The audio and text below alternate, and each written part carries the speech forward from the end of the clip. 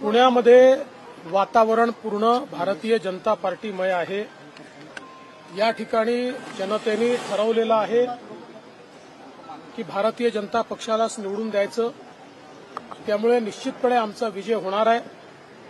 आता आमचे जे विरोधक आहेत हे बावचळलेले आहेत, त्यामुळे वेगवेगळ्या प्रकारचे स्टेटमेंट करणं, वेगवेगळ्या प्रकारचा अजेंडा सेट करणं किंवा वेगवेगळ्या प्रकारचे षडयंत्र करणं, अशा अनेक गोष्टी या ठिकाणी पाहायला मिळतात। पण त्यांनी काही केलं तरी देखील या ठिकाणी भारतीय जनता पार्टी जिंकेल।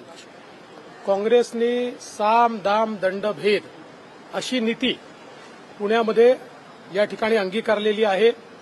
येत्या काळामध्ये ते कुठल्याही स्तराला जातील याची आम्हाला पूर्ण कल्पना आहे, पण ते कुठल्याही स्तराला गेले, त्यांनी काही केलं तरी देखील जनता आमच्यासोबत आहे।